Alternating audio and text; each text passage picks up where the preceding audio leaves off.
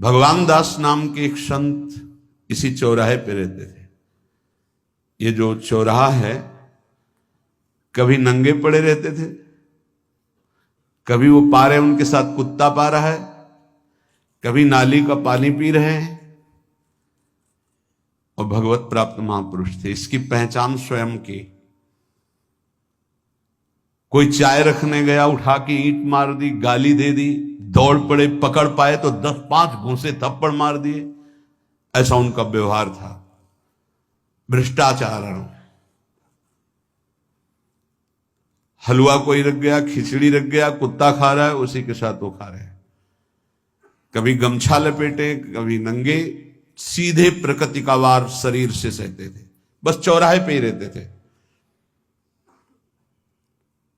बहुत अगर गए तो ये राधा टीला है, बस इतना ही उनका था। राधा टीला से इधर, और इधर थोड़ा चढ़ाई जो है जहां पूज्य श्री चंद्रशेखर बाबा जी वास करते, उसके इधर, मतलब चौराहे के बस इतने में ही रहते थे 12 महीना, 20 साल उनको देखा। तो जब काशी से आए हुए थे तो उनको देखा तो उनकी दृष्टि से लगा कि ये स्थिति प्रज्ञ महापुरुष हैं, पर अपने को छुपाए हुए ऐसी लीला करें। पर उनके कुछ ऐसे आचरण थे जिनसे लगा कि इनकी, हमें लगता है, बुद्धि खराब है क्या, मतलब पागलपन का दौड़ा है क्या। ऐसे राधा रमन जी दर्शन करने गए तो जो पुंडरीक जी हैं, इनके बाबा, वो उस समय थे, उनके पुत्र जो पुंडरीक जी के पिताजी, वो उनके सहयोग में।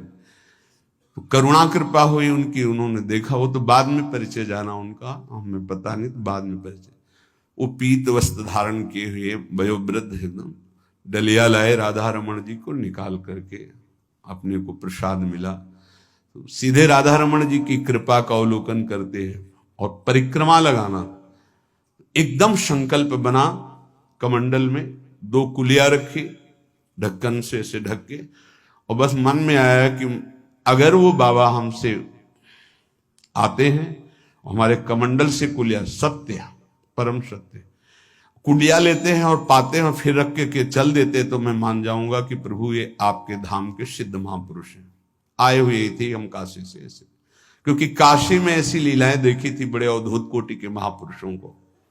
आपसे सत्य कहते हैं, वो पेड़ हट गया, रमण रेती में था, बीच रोड में था, चबूतरा बना था, वो ऐसे पड़े थे, वहां के हम बैठ गए, बिजली की तरह उठे, रफ्तार से आए, खड़े हो गए हम बिल्कुल, क्योंकि हमें पता था कि घूंसा और थप्पड़ इनका प्रसाद होता है। हम कहा उस समय, हम कहा अगर हाथ चलाएंगे तो पकड़ लेंगे ना, बिल्कुल पोजीशन में खड़े। तो बंगाली भाषा में कुछ बोले, वैसे गले में हाथ डाला, ढक्कन हटाया, कुलिया निकाली, पाया, कुलिया वहीं रखा, ढक्कन रखा, गए और वहीं लेट गए। सत्य कहते एकदम रोम रोम खड़ा हो गया कि अरे, भगवत प्राप्त महापुरुषों को जानना बड़ा कठिन है। कैसे आचरण, भ्रष्ट आचरण से रहते हैं।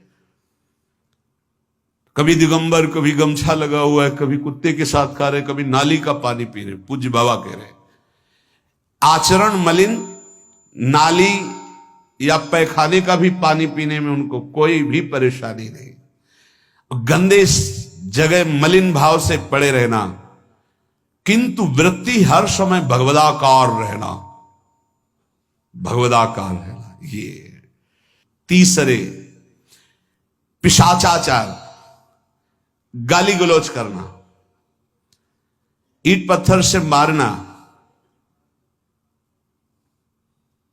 हर मलिन चेष्टा बहुत कठिन है, बहुत कठिन है। ये सब देखने को मिला है भगवत कृपा से तीनों प्रकार के महापुरुषों का। वृंदावन में एक आगंतुक संत आए थे बाहर से, वो रात्रि में हर वृक्ष के नीचे खड़े रहते, पैर सूज गए थे, उनको कभी बैठे और लेटे नहीं देखा, खड़े ही रहते थे। ये 25 वर्ष के लगभग की बात है। उनको जब देखा तो देखते ही उनकी दृष्टि ऐसी थी ऊर्ध्व, लगा ये तो भगवत प्राप्त महापुरुष है। 45 वर्ष की अवस्था हो, बस खड़े रहते थे, चरण उनके फट गए थे ऊपर से ऐसे खड़े खड़े। रात्रि में एक दिन हिम्मत की, बोलते नहीं थे वो, ऐसे लार बह रही है ऐसे गंदे कपड़े। तो महाराज जी आप कृपा करें, उस समय मदन टेर में कि आप आइए, तो सहज में से खड़े हो गए। तो आटे के 4 लड्डू हमें मिले हुए थे, तो उनका आप कृपा करके पाइए, पाले। तुमका आपका ये जो बाहरी परिवेश है और आपके जो बाहरी लीलाएं हैं, ये बाहरी लोग तो भले न समझ पाए, पर प्रभु मुझे ऐसा अनुभव होता है आप भगवत प्राप्त महापुरुष हैं।